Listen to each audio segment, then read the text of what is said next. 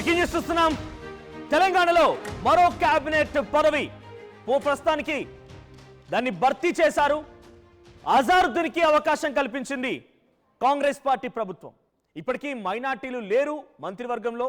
దీంతో అజారుద్దీన్కి అవకాశం కల్పించారు. జూబ్లీ హిల్స్లో మొన్నటి ఎన్నికల్లో అంతకంటే మునుపు ఎమ్మెల్యేగా కంటెస్ట్ చేసినటువంటి 2023 అసెంబ్లీ ఎన్నికల్లో కాంగ్రెస్ తరఫున ఇక్కడ అభ్యర్థిగా కంటెస్ట్ చేసి ఓడిపోయినటువంటి అజారుద్దీన్ మళ్ళీ ఇప్పుడు ఉప ఎన్నికలు వచ్చాయి. నవీన్ యాదవ్కి టికెట్ ఇచ్చారు. అజారుద్దీన్ రేసులో ఉన్నారు. ఆయనకి ఎమ్మెల్సీగా ప్రతిపాదిస్తూ ప్రభుత్వం నిర్ణయం తీసుకుంది. ఆ తర్వాత ఇప్పటికీ ఆయన అభ్యర్థిత్వానికి సంబంధించి గవర్నర్కి ఆమోద ముద్ర వేయలేదానికి ఇంకా గెజెట్ రాలేదు. అటు ఆయన ప్రమాణ స్వీకారం కూడా కాలేదు ఎమ్మెల్సీగా. కానీ అంతలోనే ఆయనకు ఎమ్మెల్సీగా ప్రతిపాదిస్తూ నిర్ణయం తీసుకోవడం, ఆ తర్వాత వెంటనే ఇప్పుడు జూబ్లీహిల్స్ ఉప ఎన్నిక ఒకవైపు ప్రచార తీరుతెన్నులో రాజకీయ రణరంగం జరుగుతుండగానే ఇప్పుడు అజారుద్దీన్కి మంత్రి పదవిలో చోటిచ్చారు. ఎల్లుండి మంత్రి పదవిలోకి ఆయన ప్రమాణ స్వీకారం కూడా చేయబోతున్నారు. మంత్రిగా ప్రమాణ స్వీకారం చేయబోతున్నారు. సో క్యాబినెట్లోకి మాజీ ఎంపీ అజారుద్దీన్ తీసుకున్నారు. కాంగ్రెస్ ప్రభుత్వంలో మైనార్టీలకి తొలిసారిగా క్యాబినెట్లో బెర్త్ కన్ఫర్మ్ అయింది. ఇక ఇటీవల అజారుద్దీన్ ఎమ్మెల్సీగా నామినేట్ చేసింది రేవంత్ సర్కార్.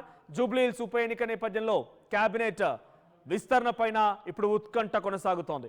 జూబ్లీహిల్స్ బైపోల్ టికెట్ ఆశించారు అజారుద్దీన్. అయితే క్యాబినెట్లో 3 మంత్రి పదవులు ఖాళీలుండగా దాంట్లో మైనార్టీలకు ఒక అవకాశం దొరికింది. ఇప్పుడు ఇంకా 2 జిల్లాలు ఉన్నాయి. దాంట్లో నిజామాబాద్ అండ్ రంగారెడ్డి, ఈ 2 జిల్లాల నుంచి చోట్లు కల్పించాల్సి ఉంది. 2 జిల్లాల నుంచి ప్రాతినిధ్యం 0.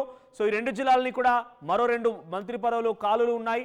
దాంట్లో బీసీలకు అవకాశం కల్పించాలంటున్నారు. మరి ఈ 2 జిల్లాల్లో నుంచి ఎవరెవరికి అవకాశం వస్తుంది, ఎవరు మాత్రం దాంట్లోకి ఉంటారనేది చూడాల్సిన అవసరం అవుతుంది. బట్ అజారుద్దీన్ పేరు మంత్రి పదవులకు ఇప్పుడు తీసుకోవడం సర్వత్రా చర్చనీయాంశంగా మారింది. ఆయన 2022 అసెంబ్లీ ఎన్నికల్లో జూబ్లీహిల్స్ నియోజకవర్గం నుంచి కంటెస్ట్ చేసి ఓటమి పాలయ్యారు. మళ్ళీ ఉప ఎన్నికలు వచ్చాయి ఇక్కడ మాగంటి గోపీనాథ్ మరణంతో. సో ఇక్కడ ఉప ఎన్నికల్లో మళ్ళీ టికెట్ రేస్లో ఉన్నారు. ఆయనని తప్పించడానికి ఆయనకి ఎమ్మెల్సీ పదవి ఇచ్చారనే రకంగా చర్చ కూడా జరిగింది. ఆ తర్వాత నవీన్ యాదవ్కి అభ్యర్థిత్వాన్ని ఖరారు చేశారు. సో ప్రస్తుతానికి అజారుద్దీన్ని ఎమ్మెల్సీగా ఇప్పుడు ప్రమోట్ చేస్తూ నిర్ణయం తీసుకున్నారు. ఒకవేళ ఇక్కడ ఇంకొక ట్విస్ట్ ఏంటంటే అమీర్ అలీ ఖాన్ ఎంతకంటే ముందు ఇప్పుడు హైకోర్టు లేదా సుప్రీంకోర్టు ఇచ్చిన డైరెక్షన్ మేరకి కోదండరామ్ అండ్ అమీర్ అలీ ఖాన్ల యొక్క ఎన్నికకు సంబంధించి అది రద్దయింది. తిరిగి మళ్ళీ ప్రతిపాదించాలి. అందుకే ప్రభుత్వం ఏం చేసింది, మళ్ళీ వారి పేర్లను కన్ఫర్మ్ చేసి తిరిగి పంపించాల్సింది. కానీ దీంట్లో రెండవసారి మళ్ళీ తిప్పి పంపించే దాంట్లో నామినేట్ చేసి మళ్ళీ గవర్నర్ దగ్గరికి పంపించే దాంట్లో అటు అమీర్ అలీ ఖాన్ పేరుని తొలగించి అజారుద్దీన్కి, అంటే అజారుద్దీన్కి అవకాశాలు మంత్రి పదవి కోసం చాలా కలిసి వచ్చాయని చెప్పాలి. ఒకటి హైకోర్టు తిప్పి పంపడం, హైకోర్టు వారిద్దరి యొక్క ఎన్నికను రద్దు చేయడం, ఆ తర్వాత వీళ్ళు మళ్ళీ నామినేట్ చేయాల్సిన పరిస్థితి రావడం, దాంట్లో ఒక మైనార్టీ ఉండడం, అమీర్ అలీ ఖాన్ పేరును తొలగించి అజారుద్దీన్ యాడ్ చేయడం, ఉప ఎన్నిక రావడం, ఉప ఎన్నిక కనుక రాకపోయినా కూడా అజారుద్దీన్ పేరు పైన కొన్ని నీలి మబ్బులు కమ్ముకునేవేమో. కానీ అటు అదే సమయానికి జూబ్లీహిల్స్ ఉప ఎన్నిక రావడం, ఆ పేరును ప్రతిపాదించేటువంటి పరిస్థితి రావడం, అజారుద్దీన్ పేరును జోడించడం, మళ్ళీ జూబ్లీహిల్స్ ఉప ఎన్నిక వచ్చే సమయానికల్లా మైనార్టీలకు ఎవరికి అవకాశం లేదు కాంగ్రెస్ పార్టీ ప్రభుత్వం అనే రకంగా మళ్ళీ ఒక చర్చ రావడంతో అజారుద్దీన్కి మళ్ళీ మంత్రి పదవిలో చోటు లభించింది. సో ఒక రకంగా అజారుద్దీన్కి అన్ని రకాల అవకాశాలు కలిసి వచ్చాయి. సందర్భం సముచితంగా కలిసి వచ్చింది కాబట్టి మంత్రి పదవిలోకి చోటు లభించింది అనేది మాత్రం రాజకీయంగా పెద్ద ఎత్తున చర్చ జరుగుతోంది. ఎస్, మా ప్రతినిధి మధు సిద్ధంగా ఉన్నారు. మధు, అజారుద్దీన్కి మంత్రి పదవిలో బెర్త్ కన్ఫర్మ్ అయింది. సో ప్రెసెంట్ అజారుద్దీన్కి మంత్రి పదవిలో చోటు లభించడాన్ని అటు రాజకీయంగా ఎటువంటి చర్చ జరుగుతోంది, ముఖ్యంగా కాంగ్రెస్ పార్టీ ఏం చెప్తుంది? నాకు తెలిసినట్టుగా మనం అనుకున్న ప్రకారంలోనే ఆయనకి మొదటి నుంచి అన్ని అవకాశాలు కలిసి వచ్చాయి.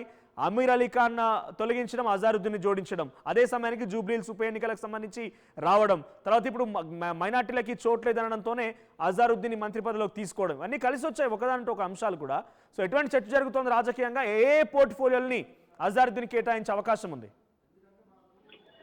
ఎగ్జాక్ట్లీ గత కొంతకాలంగా తెలంగాణ కాంగ్రెస్ లో చర్చ ఉంది. గత ప్రభుత్వంలో ఉమ్మడి ఆంధ్రప్రదేశ్ లో కానీ, తర్వాత తెలంగాణలో బీఆర్ఎస్ అధికారంలోకి వచ్చిన తర్వాత మైనారిటీలకు క్యాబినెట్ లో చోటు కల్పించింది అనేటువంటిది చర్చ జరిగింది. కాంగ్రెస్ అధికారంలోకి వచ్చి 2 సంవత్సరాలు గడిచినా మైనారిటీలకు అవకాశం దక్కలేదనేటువంటి చర్చ ఉందో, ముఖ్యంగా జూబ్లీహిల్స్ ఉప ఎన్నిక నేపథ్యంలో మనం మొదటి నుంచి ఒకటి చెప్పే ప్రయత్నం చేస్తా ఉన్నాం. జూబ్లీహిల్స్ ఉప ఎన్నిక అన్ని పార్టీలకు డూ ఆర్ డై మ్యాచ్ లా తయారైంది. ప్రస్తుతం నిజంగా చెప్పాలంటే ఒక క్రికెట్ మ్యాచ్ లా మారింది ఉప ఎన్నిక కావడం. రాష్ట్రం అంతా కూడా జూబ్లీహిల్స్ గురించి చర్చించుకున్నటువంటి పరిస్థితి పొలిటికల్ సర్కిల్లో. ఇక్కడ ఒకవేళ పొరపాటు ఏ పార్టీ చేసినా రాజకీయంగా చాలా పెద్ద దెబ్బ తగిలే అవకాశం ఉంది. దాన్ని ఆ గాయాన్ని పూడ్చుకోవడానికి కొన్ని డికేట్స్ పడేటువంటి అవకాశం కూడా ఉంది. సో అట్లాంటి సందర్భంలో దీన్ని ప్రతిష్టాత్మకంగా తీసుకుంటున్నాయి. మైనారిటీ ఓట్లను గుంపగొత్తగా తమ వైపు తిప్పుకునే ప్రయత్నం చేస్తా ఉన్నాయి. ఒకవైపు కాంగ్రెస్ ఎంఐఎం మద్దతు కూడగట్టుకుంది ఇప్పటికే.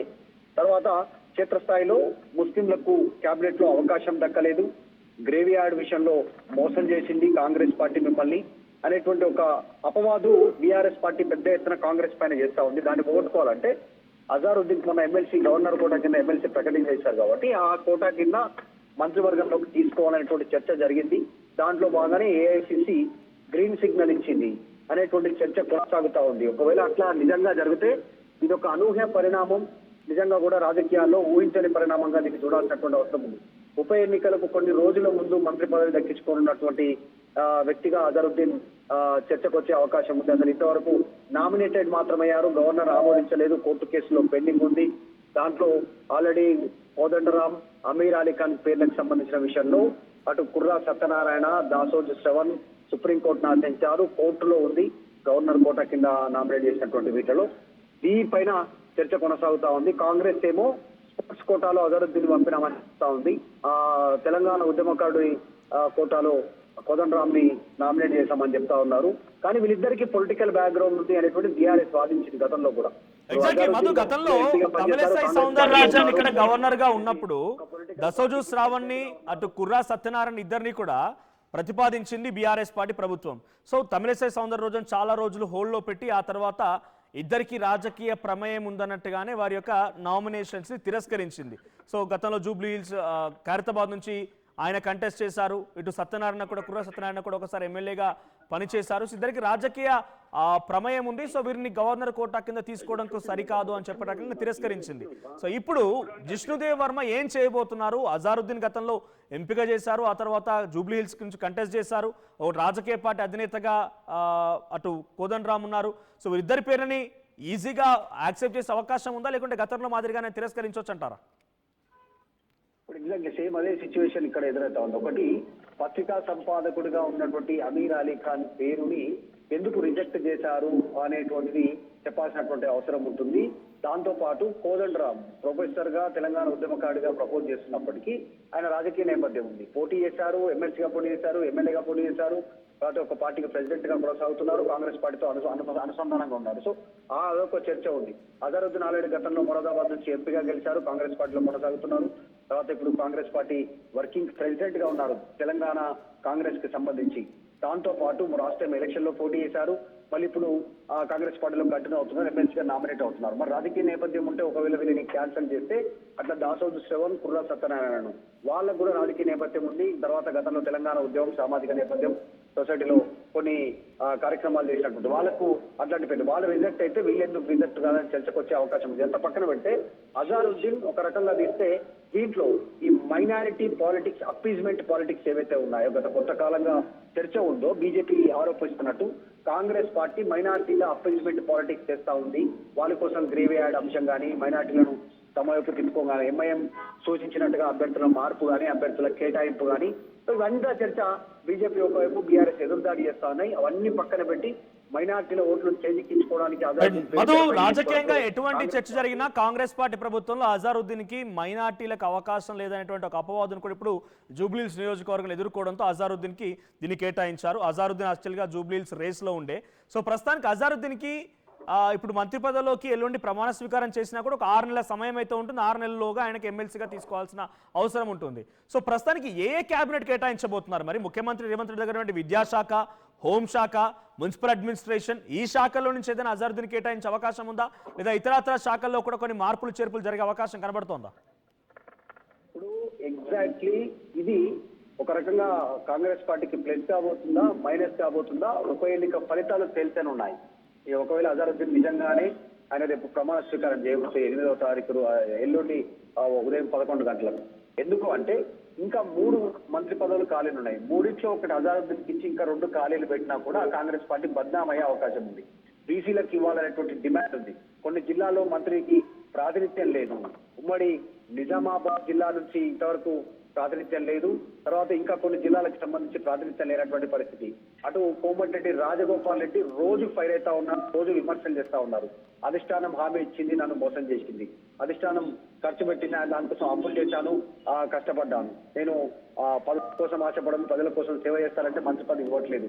సో ఇట్లాంటివన్నీ స్టేట్మెంట్ చేస్తా ఉన్నారు. ఆయన ఎదురు తిరిగే అవకాశం ఉంది. తర్వాత ఇంకా కొంతమంది మంత్రి పదవి కోసం ఎదురు చూస్తున్న వాళ్ళు ఎదురు తిరిగే అవకాశం ఉంది. ఇదే అజారుద్దీన్ ఎన్నికల్లో ఓటమి చెందారు. ఓటమి చెందిన తర్వాత లాస్ట్ ఎలక్షన్ లో ఇప్పుడు ఎమ్మెల్సీ ఇచ్చి మంత్రి పదవి చేస్తే మరి కాంగ్రెస్ పార్టీకి కొన్ని డికేట్స్ నుంచి సేవ చేస్తున్న మాలాంటి వాళ్ళ పరిస్థితి ఏంటి అనేటువంటిది క్వశ్చన్ చేసే అవకాశం ఉంది. సో కాంగ్రెస్ పార్టీకి ఇది ప్లస్సా మైనసా ఆఫ్టర్ ఉప ఎన్నిక తర్వాత తేలే అవకాశం ఉంది. కానీ ప్రస్తుతం మాత్రం ఈ కోటాలో, మైనారిటీ కోటాలో అజారుద్దీన్ మంత్రి పదవిని ఆయన దక్కించుకున్నట్టుగా అయితే చర్చ కొనసాగుతా ఉంది. చూడాలి దీనిపైన ఎట్లా రియాక్ట్ అవుతారో సొంత పార్టీ కానీ ప్రతిపక్షాలు ఎట్లా రియాక్ట్ అవుతారో చూడాలి.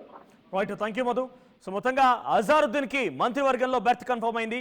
ఎల్లుండి ఆయన ప్రమాణ స్వీకారం చేయబోతున్నారు. అమీర్ అలీ ఖాన్ ని గతంలో అమీర్ అలీ ఖాన్, కోదండ రామ్ రెడ్డి ఇద్దరు కూడా అటు ఉండేవారు. కోదండ రామ్ అండ్ అమీర్ అలీ ఖాన్ ఇద్దరు కూడా ఎమ్మెల్సీలుగా ఉండేవారు. వారి యొక్క ఎన్నికని తిప్పికొట్టింది హైకోర్టు. సో వారి ఎన్నికని కూడా పూర్తిగా రద్దు చేస్తూ అప్పుడు నిర్ణయం తీసుకుంది. దసోజీ శ్రావణ్ అండ్ సత్యనారాయణ ఇద్దరు కూడా కోర్టుకు వెళ్లారు. వారి ఎన్నికను రద్దయింది. ఆ తర్వాత మళ్ళీ ప్రతిపాదించాల్సిన పరిస్థితి వచ్చింది. సో గవర్నర్ దగ్గరికి మళ్ళీ రెండవసారి ప్రతిపాదించే సమయంలో నామినేట్ చేసే క్రమంలో కేబినెట్ అమీర్ అలీ ఖాన్ పేరును తీసేసి అజారుద్దీన్ పేరు జోడించింది. అజారుద్దీన్ జూబ్లీహిల్స్ రేస్లో ఉన్నారు. అదే సమయానికి జూబ్లీహిల్స్ ఉప ఎన్నిక అనివార్యమైంది.